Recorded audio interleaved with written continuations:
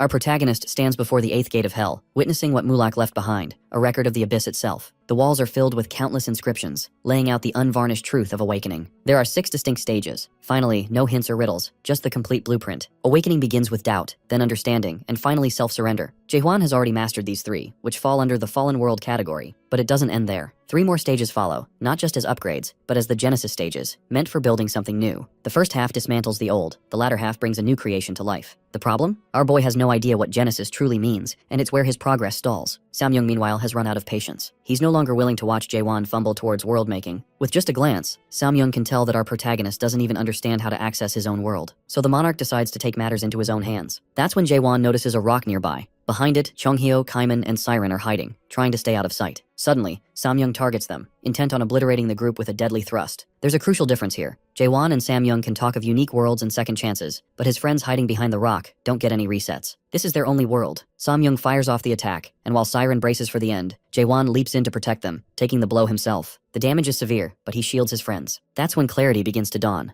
not as a sudden revelation, but as a gradual, undeniable awareness. He thinks of his only world, growing up with his parents, school days, watching Yunhwan die. These moments shaped him, even if they now blur together. Back then, he never questioned reality. Things were simply as they were, and that certainty upheld the system. Now, as he approaches Genesis, he finally understands. The missing piece isn't some artifact or secret, but conviction. Belief was once enough, but now he needs a conviction that surpasses even belief to begin this Genesis. Yet, he knows he's not there yet. The scattered personalities of his memories and the burdens he carries make it clear, current conviction alone isn't enough. Every version of himself, past and present, must stand behind this resolve. And time is running out. Samyung readies his fist for the final blow. However, it's Jaehwan's own past selves who become the true obstacle. They stare back at him, doubting. To them, this new world seems like a mirage. Having never lived it themselves, they see no reason to support him. They simply watch, judging. That's when our protagonist snaps. If his past selves can't stand with him now, then he's done waiting for their approval. Let them rot where they came from. He's moving forward, with or without them. Bam! Jaehwan's face smashes into a pillar. Radiating power, Samyung Garang pummels him relentlessly, and it soon becomes clear that our hero isn't fighting back because he's completely spent. The voices of his past selves break through, warning that if he throws everything away out of sheer stubbornness, every version of him will perish. They remind him he's endured enough to be hardened by now, forged in the fires of his own hell. Even Samyung seems to feel a twinge of regret, realizing he's beating down someone already at their limit. With renewed determination, our boy opens his eyes, grips the handle of his sword, and rises to his feet. One by one, those past selves step forward, lending their support. The monarch instantly senses that something fundamental has changed. Our protagonist closes his eyes, taking a moment. Then, all at once, he snaps them open. Glass shatters everywhere from the surge of force. Samyung is stunned. From a distance, Siren recognizes what's happening. He's stepping into Genesis. The enormous eye from the Moon Eye unique world appears again, signaling that Jaehwan has entered the 4th stage. As the destruction ripples outward, it becomes clear. He now possesses the power to turn lies into truth and belief into reality. This is the 4th stage of awakening. Theory. The sight makes Samyung grin with manic delight. The irony that this unique world was designed to erase others isn't lost on him. It's almost poetic. But evolution doesn't mean the monarch will go easy. He attacks again with a signature dust-laden punch. This time, when Dokbul meets the blow, our protagonist holds firm. That's the moment Samyung's excitement spikes. It's as if he's facing Mulak from 1,000 years ago. The thrill-seeker laughs, thanking Jaehwan for the exhilarating battle. The tempo skyrockets as they exchange blows faster than the eye can follow. Still, beneath the energy and bravado, it's clear this fight can't last forever. Eventually, it will reach its end. The combatants spring back from the wreckage, then charge at each other with everything they have. Our hero lunges, eyes locked, driving his thrust forward. Samyung counters with his fist. When they collide, bam! An explosion erupts, shaking the battlefield. No matter how wild the chaos becomes, it's obvious the match isn't over yet. In the thick of battle, Jaehwan slips into introspection, questioning what he's truly lived and fought for. But amid the relentless dodges and attacks, he pushes those thoughts aside. No questions, no hesitation, just keep thrusting forward. As the fight drags on, fleeting images of his younger self appear, carefree, clueless, swinging Dokbul like a child at play. Samyung's laughter echoes through the ruins, and for the first time, a genuine smile forms on our boy's lips. Across the swirling dust, the gladiator has gone fully unhinged, laughing with the abandon of a beast, reveling in the chaos. Jaehwan silently thanks him, recognizing Samyung as the perfect adversary he's always needed. They crash into each other over and over, exchanging blow after blow. The monarch refuses to relent, hammering back with merciless strength. Their battle evolves into a wordless ritual. Two warriors locked in a moment neither wants to end. Our protagonist leaps back, daring the system to show if that's all it has. Samyung counters with another crushing fist, playfully dismissing the challenge. During a brief pause, Jaewon thanks him aloud for finally giving him a worthy opponent after what feels like 1,000 years in chaos. He realizes he's not the only one who's wielded a weapon for centuries. The monarch has refined his power just as much. They trade a few words of respect before our hero brings up what's been weighing on his mind.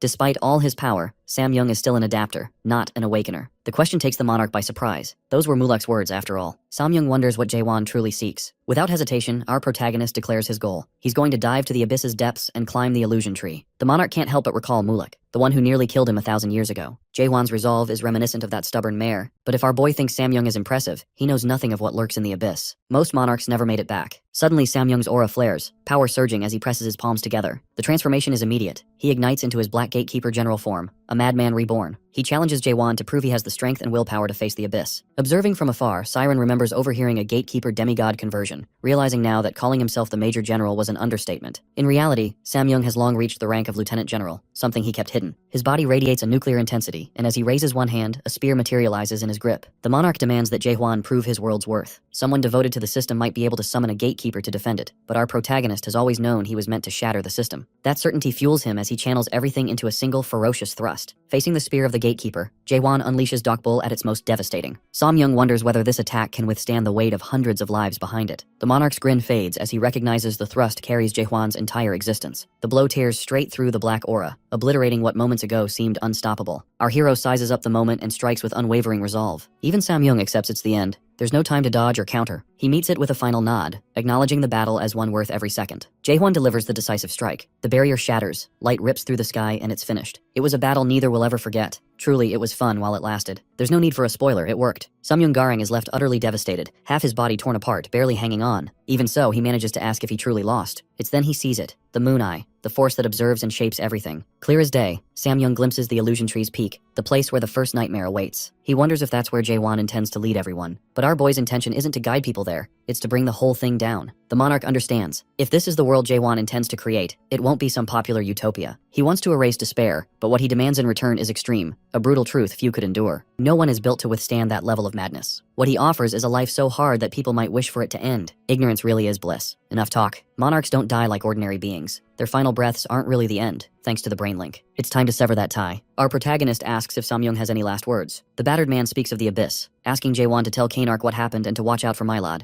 If that guy finds out about Jaewon's unique world, he won't let it go. That's all well and good, but our hero has a lingering question. He knows Samyung could have killed him before any of the world Genesis madness even started. So why didn't he finish the job when Jaewon was defenseless? The answer is unexpectedly noble. Samyung wanted to support another lunatic determined to climb the illusion tree. Even though Mulek's dream collapsed, Samyung believed the world needed normalcy and fundamental human values. He remembers Mulek and his ideals, convinced the world could change if the first nightmare fell. Ultimately, he never let go of Mulek's vision, despite having little faith in it. Everything he did was a way to repay that debt. With that, he accepts the end of the link, free of regret. Exactly 917 years and 244 days after Mulek's Abyss expedition went up in smoke, Chaos is finally free of the Resurrection Palace. As the focus shifts to Samyung, Jagalmun and Jaewon agree he was a formidable monarch from the Almighty Land. Jagal knows plenty, given his own clan's downfall at the hands of the Samyung clan. The savants were exiled and replaced in the 5 great clans. Just like that, he gives Jaewon a warning. You took down one of theirs. Don't expect the rest to stay quiet. But the Fortress Master remains unfazed. He tells Jagal not to worry, his tone cool and edged with confidence, a sure sign that our protagonist now holds the narrow gate. He makes it clear, those guys can't step into chaos without dying. For now, things are under control. If any of them try to force their way back, he'll handle it personally. And if someone manages to slip through a loophole, they'll become his stress relief. Either way, he's not concerned. Jagal stands there, stunned. He can't understand how Jaewon makes things happen. Everything about the way our boy operates seems backwards, yet it works. With that, our protagonist heads out, pausing by the window in his office. He grows reflective, realizing how long it's been since he first arrived in Gorgon. The journey has been intense. He's gone from outsider to Fortress Master, forging deep bonds along the way. A quick montage flashes through his mind. Mino, James, Jurgen Sheever, Claire, Mitchell, and others. Then, in a sitcom-worthy moment, Chonghyo and Kaiman enter for drinks. As soon as they sit, the bickering begins. Both are awakeners and equals now.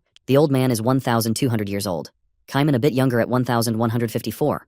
Their verbal sparring is something only immortals could perfect. It's moments like these that make life in Gorgon feel truly special. Yet beneath it all, a quiet longing tugs at him. Jaewon knows he has to move on. As attached as he is to this world and these people, chaos is just a chapter. Deep down, it's time to let go and outgrow it. We jump ahead to a later moment in the office. Rain pounds against the windows as Jaehwan, dressed in a white shirt, sits quietly, lost in thought. Sir Carlton Javier talks beside him, launching into a discussion about seizing the day and the Tower of Nightmares, but our boy barely hears a word. The night has to repeat himself before it finally sinks in. The Nightmare Tower is becoming a death trap. The first floor alone is operating at 100 times normal intensity, and people are losing their lives trying to awaken. Carlton's concern is justified. Even our protagonist can see that things have gone too far. Still, he doesn't panic. Instead, he tells Carlton to relay a message to Kaiman. Dial the magnification down a few notches. Awakening is traumatic. He knows that better than anyone. The tower can't be a place where people die just to get stronger. If some want to quit halfway, that's okay. Not everyone is meant to face their deepest fears and come out transformed. Some are better off as adapters rather than awakeners, and Jaewon has come to accept that. Carlton wants to confirm, maybe expecting some hesitation, but our hero is well past that. He's seen and lived enough to know this journey isn't one size fits all. Forcing everyone through the same door was never the point. It's about offering a real choice. He senses something off in the knight's voice and immediately asks what's wrong. It turns out, while Jaehwan was away, Carlton didn't just sit idle. He pushed himself to awaken. The twist? Even after awakening, he hasn't accessed any unique world. It's rare, but the only explanation is that his unique world is actually the system world itself. That realization hits our protagonist hard. He recalls his battle with Samyung Garang, remembering how awakeners tried to destroy the system's world without ever considering it could belong to someone else. He shares his theory with Carlton, keeping his tone even, though he himself hasn't fully figured out awakening. The knight gets it, and the truth lands with weight. If his world really is the system world, he may one day have to face the fortress master, the very one determined to bring it all down. Yet there's something about Jaewon, unpredictable as he is, that always draws people in. Even Carlton, usually the steady, by-the-book type, admits he wants to join the expedition. Not someday, but now. The admission makes our boy facepalm so hard it throws the knight off mid-sentence, confused by the reaction. Carlton thought he'd just made a heartfelt commitment, but Jaewon is simply exhausted. Everyone, from Kaiman to Yoon Young, has been pushing for the Abyss expedition to start, and now Carlton wants in too. It does make sense though. The man is no longer bound by the inspector laws that kept him tied to Gorgon. Jaewon tells him straight, when the expedition begins, he won't be fortress master anymore. If Carlton thinks he's showing loyalty to the fortress, he wants him to let that go. He's stepping down in a week, and he means it. The knight protests, urging our protagonist to think of Gorgon and chaos as well as himself. If he steps down, the region's political stability could collapse overnight, but Jaewon's mind is set. He reassures Carlton, then leaves the room so he can finish his final duties as fortress master without further argument. Outside, in the open-air ceremonial hall, rain pours over a silent crowd. Some hold back tears, others remain stoic. Jurgen Shiver offers Jaewon a coat, but he refuses. As everyone stands in quiet anticipation, our boy begins to speak. By now it's clear, this is one of those 3-day soul farewell rituals, meant for every person who gave their life defending Gorgon. It's about honoring the blood, sweat, and sacrifice that kept the fortress standing. He's not there to give orders. He's there to show respect. Some in the crowd are already in tears as the names of the fallen are read aloud. Keepsakes, swords, medals, and treasured mementos are laid out in tribute. Names like Isaac Kendall, Rachel Veldor, and Kashim Hill are honored, their memories returning to the roots of the illusion tree. Suddenly, attention shifts to a massive, shrouded object that's been half concealed the whole time. Unlike the other memorials, it's clear this one is different. Jaewon steps forward and speaks plainly. The fallen were legends, but the war isn't over yet. Then he unveils the secret, the God Narrow Gate. Some in the crowd recognize it immediately. Murmurs break out.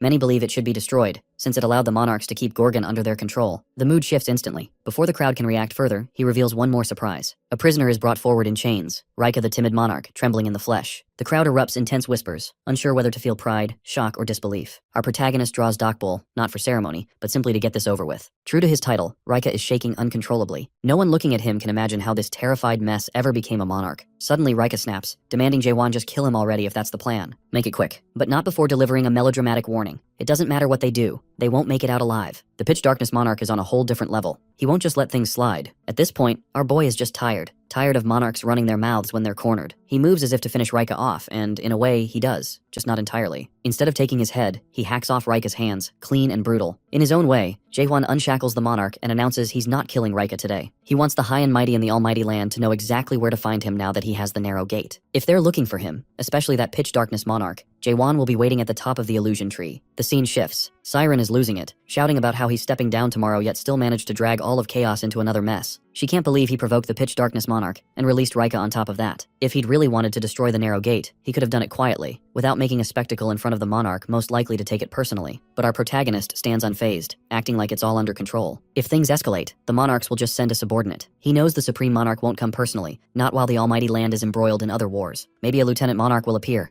He figures that's enough. Siren isn't convinced. She thinks he's lost it. One lieutenant general? After this stunt, they'll send at least 2 or 3. And if, by some miracle, heavy hitters from the 5 great clans show up, then what? What in the Godzilla-sized hell is Jaewon going to do? As always, he's exactly where he wants to be. He fires back at Siren, pointing out how she suddenly cares about chaos politics when she's supposed to be the detached mayor who doesn't give a damn. Unable to argue, she pivots to her real reason for being there, the promise. Whatever he saw in the 8th gate of hell, she was promised that memory, and now she's here to collect. No drama, no war talk, just the deal. Seconds later, Siren stands frozen, her expression suggesting Jaewon just told her something unbelievable. The audience doesn't hear his words, but she's clearly skeptical and asks for proof. He gives her a look, then calmly recites a memory from the 8th gate, describing a cold winter. Instantly, Siren is captivated, her eyes wide as she listens. He describes the harsh winter in the 6th region, near the base of the illusion tree, and mentions a strange egg Mullock found there, sitting alone as if waiting for something. According to Mullock's memory, it was the first egg he ever picked up, and even he felt uneasy about it. The memory unfolds. The egg cracks open to reveal a tiny baby with curling horns on its forehead. The hair, the face, it all resembles Siren. Mullock, holding the newborn, pauses. Jaewon draws in close, lending the emotional story an eerie undertone. Mullock recalls something her godmother once said, "A child just born is so lovely." The words linger in the air. Siren's expression softens. She's overwhelmed, cheeks flushed with emotion and a hint of embarrassment. Jaewon recounts a story that leaves Siren speechless, the proof evident in every detail. He doesn't ease her in, just drops the memory unfiltered, expecting her to process it all at once. Still, he isn't sharing this for nothing. Our boy has learned that mares are born from eggs, dream-born by the illusion tree. The winter setting is hazy for him, but Siren clarifies. It was the northern base of the illusion tree in the Almighty Land. With that, the rest of the memory sharpens. Mares aren't born in any ordinary way. They're dream children, waiting in eggs to be found. Even so, she senses there should be something more, something Mullock left specifically for her. He doesn't dismiss her feeling. Jaewon admits there might be more, or maybe there isn't. What a pain. Siren looks on the verge of snapping. Finally, he explains that what he witnessed in the 8th gate wasn't some cinematic revelation. It was a mess of fragmented symbols and flashes, impossible to piece together. That's all he can offer. Her face says it all. Disappointment and frustration she can't hide. Still, she's resolute. She'll find her godfather, Mullock, no matter how little she has to work with. Our protagonist, ever the sly one, dangles bait. If she really wants the whole story, she'll need to tag along with him. Why? Because the only storage device for Mullock-related knowledge is in his own mind. How convenient. Clearly that's been his plan all along. He sells it like it's the best offer she'll get. A classic move. With Jaewon about to plunge into the abyss and Mullock last seen up the illusion tree, it all feels like a setup. But Siren isn't fooled. She spots the loophole. He's talking about memories, and memories can be unlocked. She has her own ways to access the truth. Her tone stays cool, but she's already plotting. If all Jaewon holds are fragments of Mullock, she has a means to pull them out. The next thing our boy knows, he's in her old workshop, a place no one's been allowed in for years. Yet here he is, let in a second time because he might hold a clue about her godfather. Before he can say a word, a hatch opens overhead. Down drops a god crucifix teddy bear. No fluff, all threat. It radiates twisted science experiment vibes,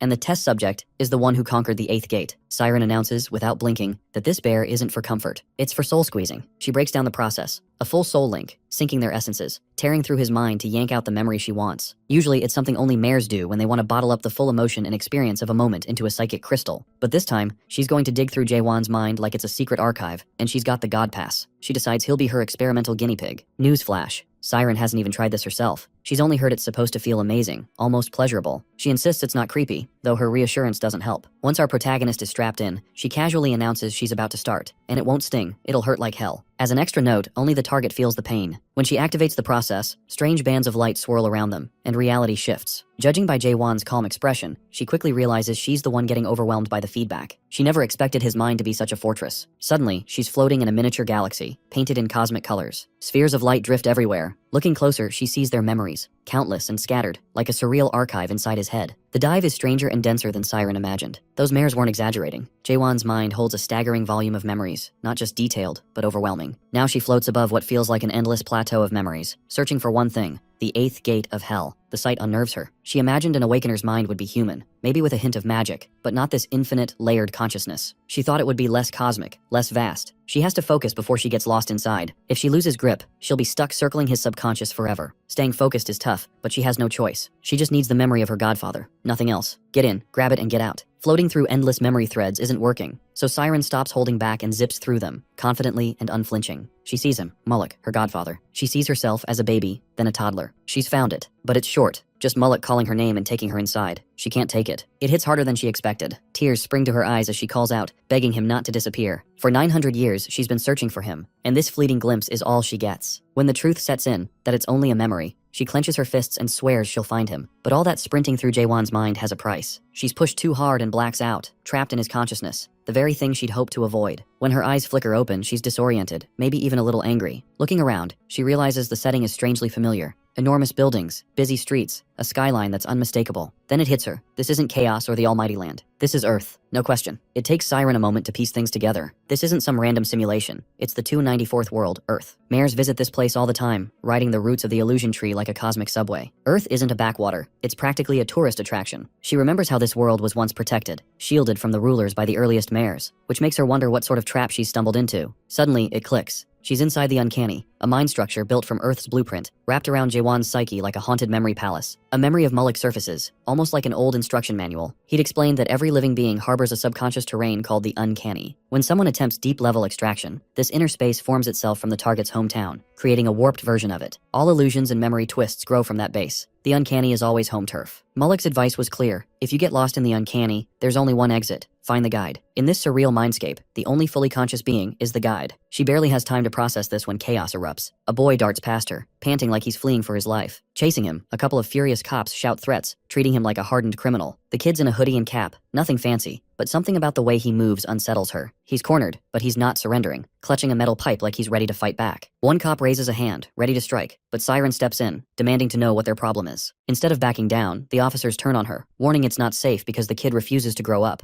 as if that's a crime. She's floored. What kind of law is that? Her outrage only makes them more suspicious. Trying to stay calm, she pretends she hasn't just dropped into the strangest legal system ever, but she stands out. Her clothes, her presence, her everything. One cop moves closer, asking for ID, then freezes when he sees the horns on her forehead. That's when Siren remembers Mullick's advice. Blend in. Never look like a mythological creature. If the uncanny recognizes an outsider, it acts fast. Too late, she's already been made. Cursing her luck, she realizes things are about to go downhill fast. But instead of panicking, she decides to go down swinging. Flames flare around her until they sputter out. Magic's blocked here. Bad timing. The cops drop all pretense, their forms morphing into system-backed monsters. A flat robotic voice declares, "Extermination." She doesn't get to run. They grab her face. Suddenly, the boy swings his pipe, cracking one of the monsters on the head, and she bolts. In the chaos, it hits her. This isn't just a random brat. He didn't freeze or wait for help. He acted. He must be the consciousness guiding the uncanny. Now that she gets a better look, his sharp features are familiar. The fierce eyes, stubborn jaw. It's all Fortress Master. That's when she realizes, the boy is the ego, the inner Jaewon. Let's call him Mini Jaewon. They dart through alleys, Mini Jaewon leading like he owns the place. Siren scrambles to keep up, squeezing through gaps and feeling ridiculous. He throws her a comment about dropping into a memory canal by accident. He's got zero filter and plenty of sass for someone half her size, but he pulls her out of trouble with ease. Then he drops some technical wisdom. Memory fragments end up here all the time, like lost socks in a cosmic washing machine. But she's flesh and blood, and that's a big deal. She stares at him, and he gets weirded out, looking ready to call for help if she keeps giving him that "what are you" look. She finally blurts out that he should have found a way to escape already, since everyone's out to get him. He just shrugs and lays it out cold. They all want him dead because he's the only kid in a world full of adults. That's all. In this place, sameness is law.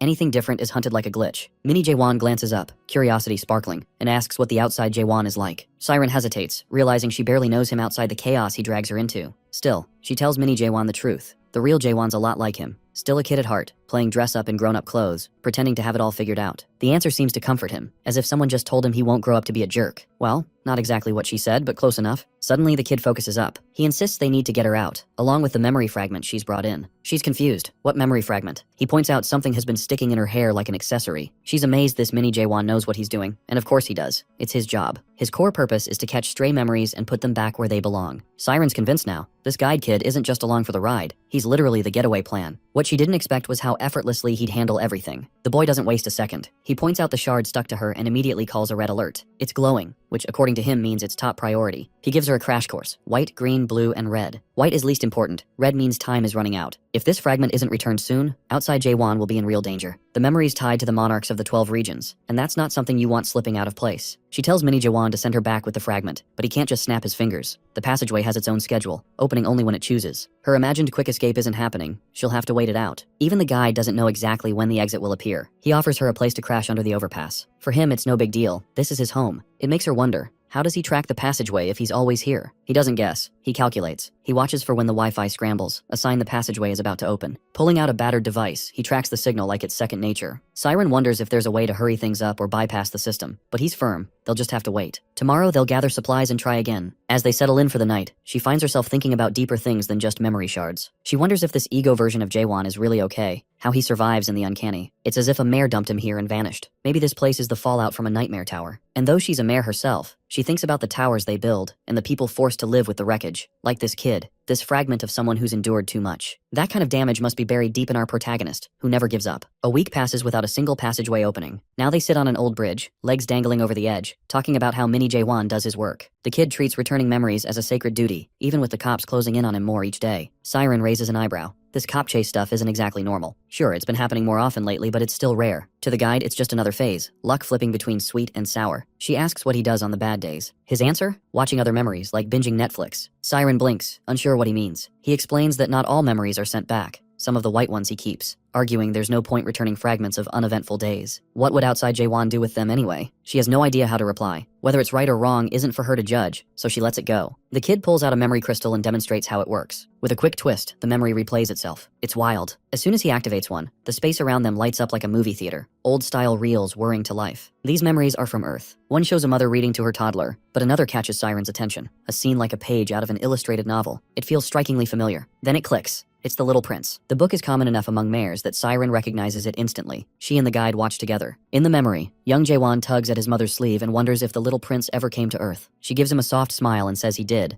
then adds the line that always hits home. The most important things in life can't be seen with the eyes. Siren knows this story well. Among mares, it's essential reading. The message lingers. A little prince wandering the world, seeing what adults have forgotten. It's about a child trying to remind grown-ups what truly matters, his imagination, his greatest strength. Siren remembers the prince dies at the end, and maybe that's the point. Innocence only stays pure if it's allowed to end. Toddler Jaewon asks what happened to the world after the prince was gone. His mother gives him a gentle answer, saying the world stayed and the little prince didn't really die. He kept living. She tweaks the ending to spare his heart. That version stuck. The belief that the prince never gave up became the core of our hero's resilience. His story may not have a neat resolution, but its roots in a harsh world give it meaning. Neither Siren nor the kid understands why a memory like that was marked white. Those were supposed to be the ones that didn't matter, not ones loaded with this much emotion. But maybe that's just how the system works. To survive, you have to let go of certain parts of yourself. Sacrifice is built in. While they're lost in thought, the boy's tablet pings sharply. He tells Siren to snap out of it. They've got work to do. She looks up, confused, until the sky cracks open. A portal blooms above the building, blazing with light. No more delays. It's time to move. Of course, there's no way this escape is going to be clean. Not with those cop freaks showing up for their usual chaos. Siren wonders if they're being chased just because the passageway opened, since a swarm of creatures is already on their tail, hunting them like it's instinct. Mini Jaewon explains the system's in meltdown mode because something foreign, the passageway, just broke into its code. Barely a minute later, they crash through the building beneath the portal, racing for the elevator like their lives depend on it. Because they do. Every second counts. The passageway won't stay open long, and they need to move. As our boy tries to explain all this, one of the monstrous cops manages to grab him by the throat, choking the life out of him. Siren's about to jump in, but Jaewon's switch flips before she can move. He grabs a pipe and goes full beast mode, smashing the creature with a cold, focused fury that stuns her.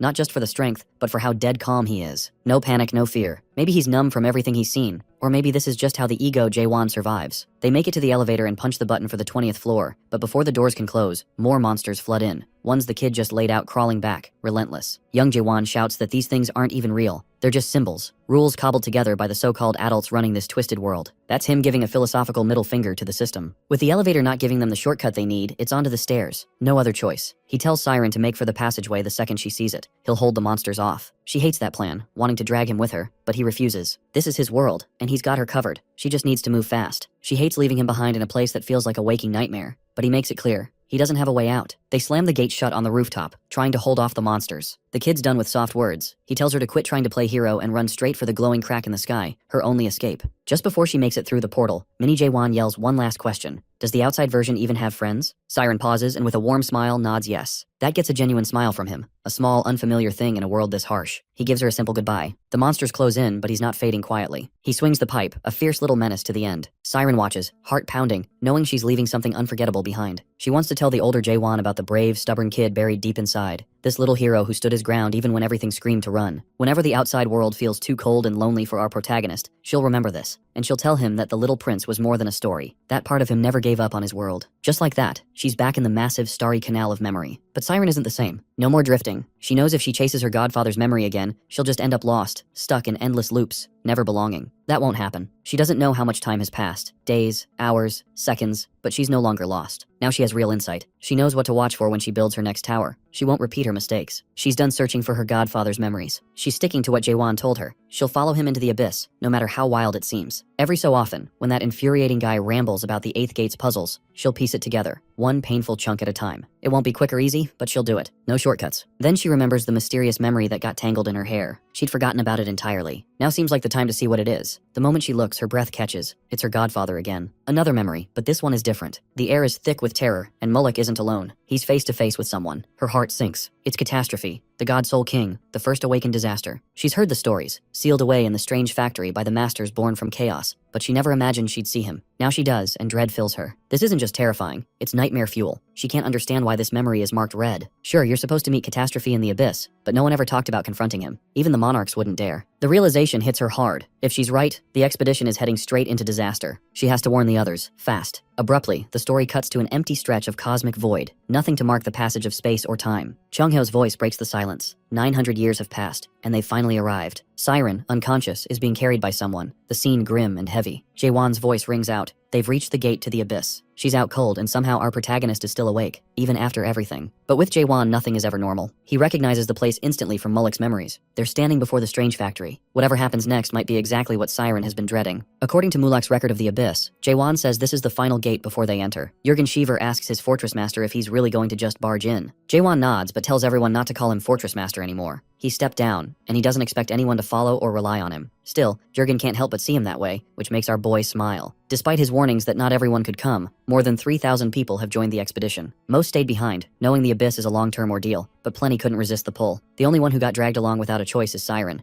Ironically, she's the one passed out after trying to squeeze a memory from our protagonist. She snores as she's carried, but her skills are too valuable to leave behind. Suddenly, the structure of the factory gate shifts, hangar doors sliding open. Some are confused, but the sharp-eyed spot-horned beasts waiting inside. There's no choice but to fight through. A massive saber-toothed wolf with red eyes lunges forward, followed by another. Kaiman calls for everyone to prepare. The battle is about to begin. Meanwhile, the scene shifts to another place with an antique vibe. The ancient palace of pitch darkness in the 9th region. A shivering, hunched man bows before a figure who exudes mastery. Rika, the timid monarch, recounts how his hands were chopped off in chaos. Despite his shaken soul, he managed to return to his body. Quite the cover-up. He's too afraid to tell this monarch about the conditions our protagonist caused, and he has no idea how he'll be punished for coming back alone. The royalty, absorbed in painting, seems more concerned with the fate of Samyung Garang than Rika's excuses. It's hardly a shock that someone so reckless met such an end, but he still wants to know about Garang's final moments. Nearby stand the ice monarch Vargas and the white-haired monarch Masaha a few steps lower. Rika explains that Garang seemed to enjoy himself, but when all is said and done, the mood turns grim. Kanale and Magito, the 17th and 21st Major Generals, are dead, as well as the 1st Major General, Garang himself, the royalty's own kin, the hidden monarch. And amidst all this, only Rika survived. He forces himself to agree, though terror hammers in his chest. It hardly seems real that a mere brigadier general survived when all the elites perished. The royalty orders him to raise his head. Just meeting that gaze nearly makes him collapse. Jaehwan was scary, no doubt, but next to this man, there's no comparison. His presence is overwhelming. This is the true ruler and monarch, the Black Shadow strategist, Samyung-hoon. The crest on his badge matches Garang's. He mentions visiting the roots of the illusion tree, the world the mares concealed, saying he's tired of the almighty land and needed a walk. He's probably talking about number 294, Earth. Rika can't really follow, but Hoon tells him to come along if he's interested. It's not a suggestion. Trembling, Rika steps up, claiming it's an honor. Inside, he's not sure if the monarch blames him. As he ascends the stairs, he tries to reassure himself. He's not the culprit after all. He didn't kill anyone. He was just a bystander. Hoon interrupts by showing him a painting of a cup on a dish. Rika quickly praises his taste in art, though privately thinks it looks cheap. When asked what he sees, he replies it's a teacup, obviously. Hoon smiles and reads the inscription. This is not a teacup.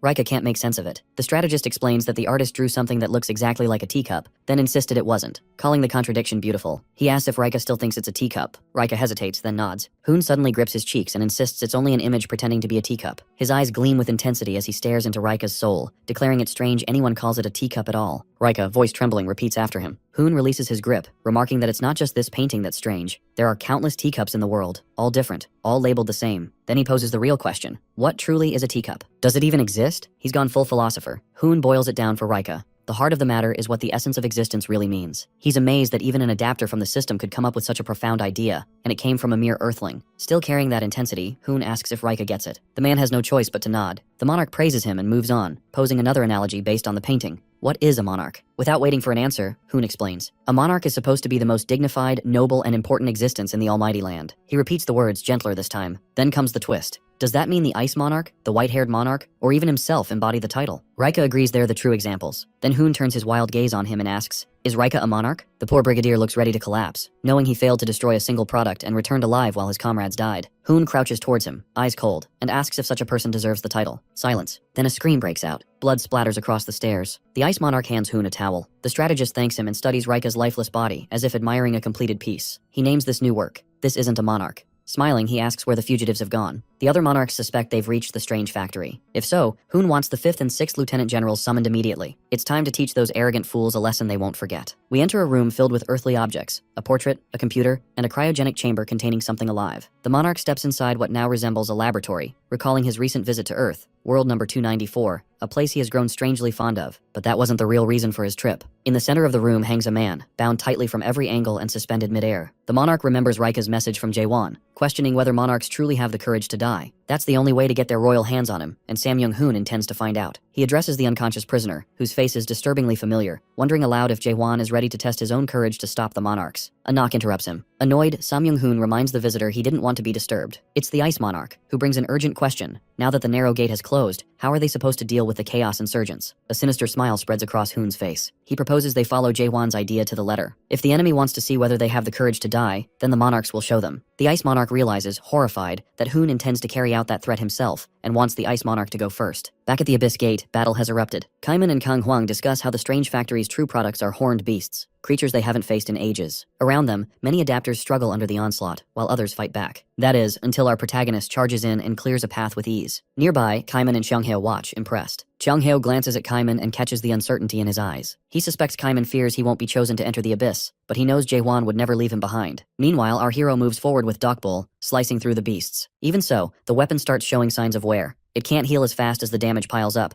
no matter how many horns he feeds it. Jaewon recalls all the brutal battles Dokbul has endured. He could try forging a replacement, but spirited weapons can't simply be swapped out, and this one isn't evolving either. Mitchell once explained that spirited weapons evolve in grand leaps, their strength multiplying exponentially. A deafening roar interrupts his thoughts. Even Jürgen Schiever and the rear fighters are thrown off for a moment. From the shadows emerges a massive beast, its jaws lined with fangs, an octahorned monster, a rarity even among veterans. They know that a heptahorned beast demands at least a 7th stage adapter to kill, but an octahorn requires someone of brigadier general strength or higher. The creature fixes its single eye on our boy, determined to avenge the fallen. As it draws breath for a colossal shockwave attack, Kaiman yells for him to take cover, but Cheongheo just shakes his head. Kaiman still doesn't get that Jaewon operates on a whole other level. With a flash in his eyes, our protagonist raises Dokbul and meets the shockwave head-on. The impact hurls lesser beasts aside, and even the other fighters feel the aftershocks. Then they realize he's become even stronger. This Genesis-powered Jaewon is not the same man they knew before his battle with Samyung-garang. The octahorn lunges again, but our boy covers the distance in a blink, thanking the beast for its horns as he attacks. Suddenly, a cry to stop rings out from the hangar, grabbing everyone's attention, including his. Among the group, only Cheongheo recognizes that whoever's in charge has finally shown themselves. Metallic-limbed creatures announce that Garnak got cocky because it had beaten a product before. One of these newcomers has a halo and small horns. They comment that it's been a long time since anyone but monarchs gave Garnak such trouble. To everyone's shock, these are the rulers of all horned beasts, the Decahorns. This is the Strange Factory's true welcoming committee, only now making their entrance. And it's not just one Decahorn, but 3. Seeing them brings a genuine smile to Jaewon's face. 3 will provide a much better fight than just 1. Among the 3 factory leaders, Edsak comments that he's heard someone was trying to enter the abyss, probably this group. Joniak, the one with the halo, offers some praise, while Is, the sarcastic 3rd, seems genuinely surprised they're still human. Our boy quickly uses his question ability to size them up. They aren't as formidable as Samyung-garang or the Scent Monarch, but they're clearly stronger than Magito and Kanael, the Storm and Silence monarchs. Although the Awakener usually craves a fight, he knows better than to challenge all 3 at once. Cheongheo interrupts the ex-Fortress Master's thoughts, muttering that he doesn't like the mechanical trio either. Despite the tension though, these leaders aren't enemies. Recognizing Cheongheo, Is can't believe he's returned, remembering what happened the last time, during the previous Abyss expedition. Edsak nudges his companion for being too harsh, but Joniak and the others want to invite Jaewon inside.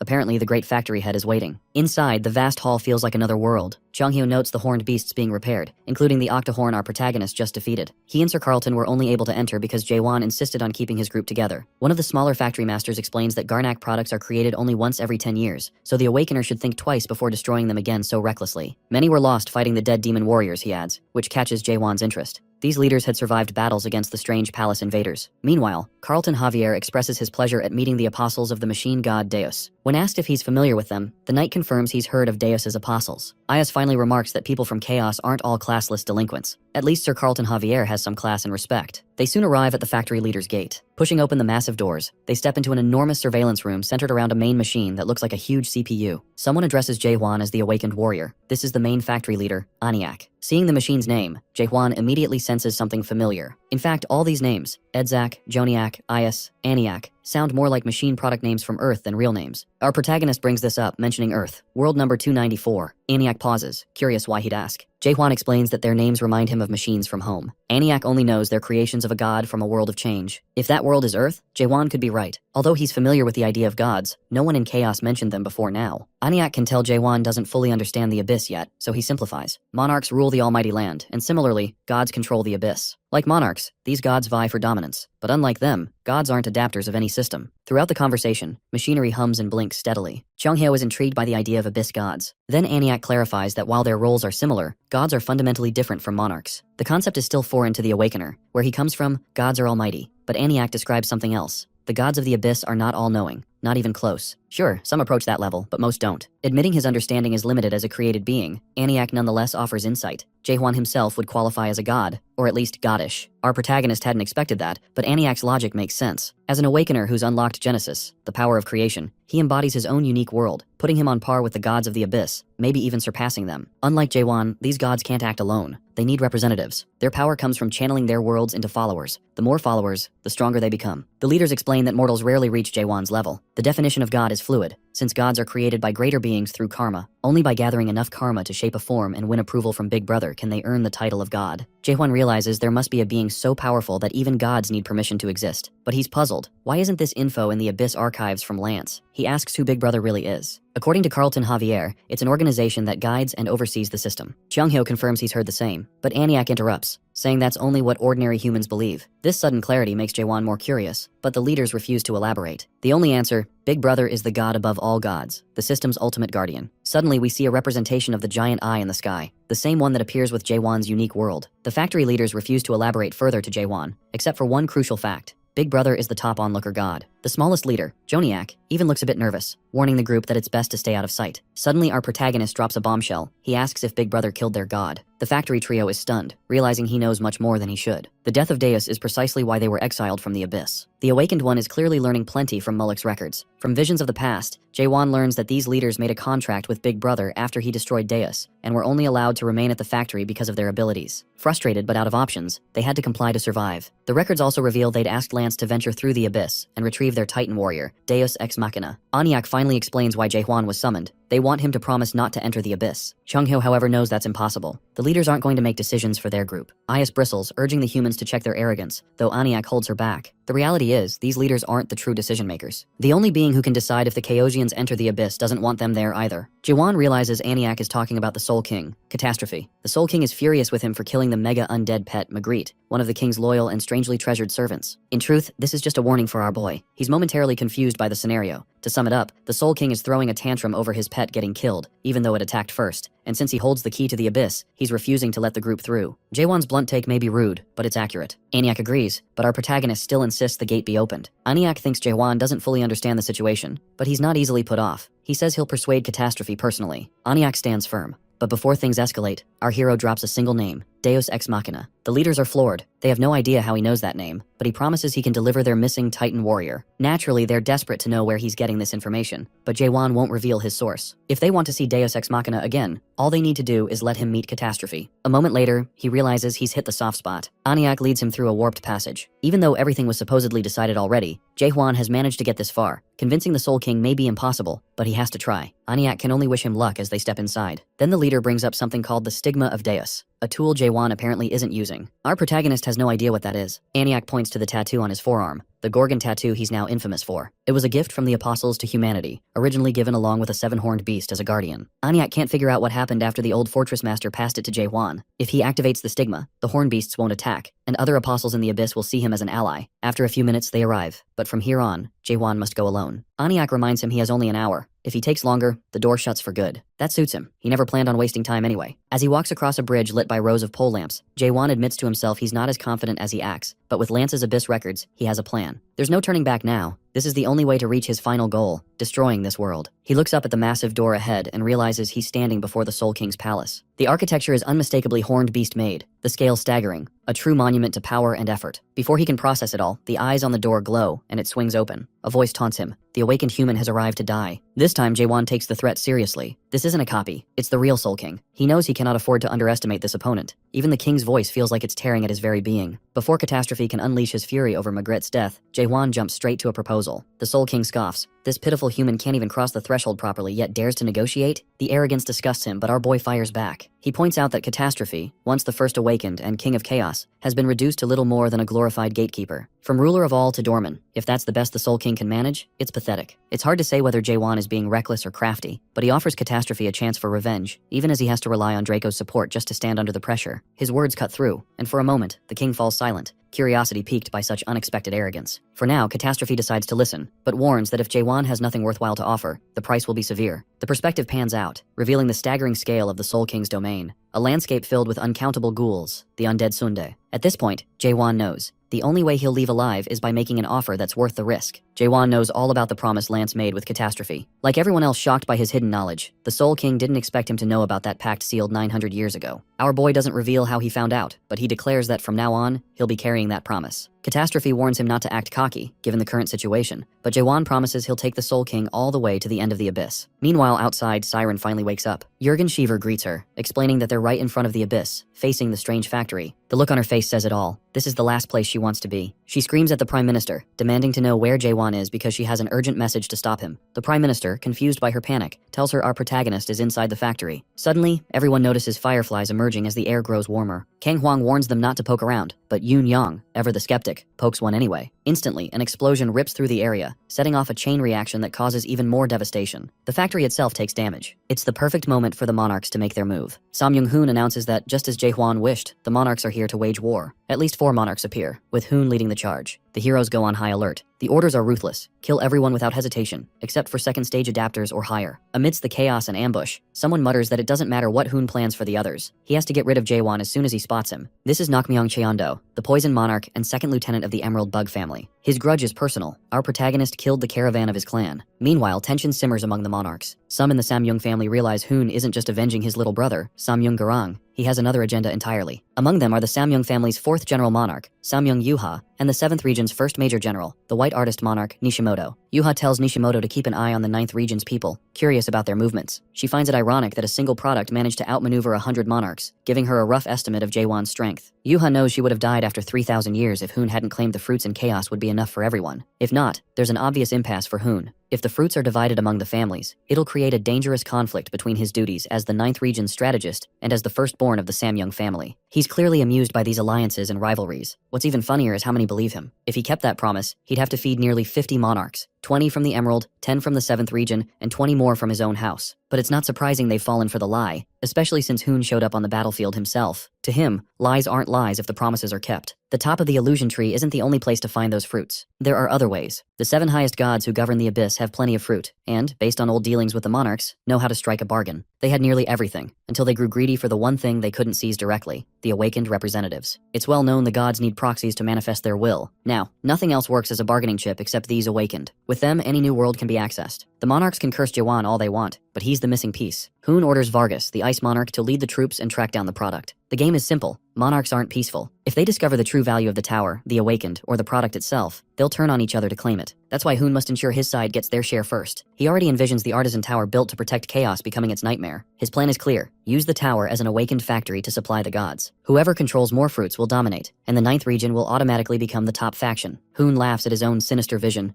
imagining a future where his region holds all the power, and the almighty land becomes an extension of his domain. His scheming is suddenly disrupted by a strike from below. Shocked that anyone would dare attack him, he sees it's Kaiman, surrounded by other clan leaders, all determined to stand together. Everyone from Kang Hwang to Siren shares the same goal: hold the line until Jaehwan finishes his task. As they unleash strikes, cast magic, and hurl lightning, Hoon simply watches, amused. But it's clear, he's decided. The time has come to eliminate all of them, once and for all. The Emerald Bug Monarch, Nakmyeong Cheondo, wreaks havoc across the field with his giant centipede-like forms, cursing at the stubborn defenders who refuse to retreat. His true target, of course, is Jaewon. Meanwhile, Samyung Hoon, who had been floating above the chaos, drops down to join the fray. His attention zeroes in on Siren, standing among our heroes, the so-called foolish and selfish mare girl, now branded a traitor to the pitch darkness. The expedition squad senses the danger instantly. There's something unnatural about the aura radiating from this monarch. Hoon tells the poison monarch to stand down for a moment. Nakmyong Cheondo bristles, not wanting to give up all the fun, but it's clear Hoon wants him to witness what's about to unfold. Suddenly, Hoon spots an awakened opponent and springs into action. Kaiman readies himself for the attack, but the monarch's sword swing releases a force so heavy it flings Kang Huang and Siren aside like ragdolls. Kaiman can hardly believe such a massive shockwave could come from a simple swing. The dust settles, and Hoon stands calmly over the aftermath, declaring that he'll crush these low lives so thoroughly they'll never dare look up again. Kang Huang, still reeling from the blow, burns with rage and vows to tear Hoon apart. Shin Manguk and Yun Yong share that fury, but the monarch just laughs, openly mocking their passion. He admits he doesn't take any of them seriously, but intends to savor crushing them nonetheless. Meanwhile, inside the strange factory's vast surveillance room, alarms blare. Cheonghyo is startled but realizes the apostles are just as confused.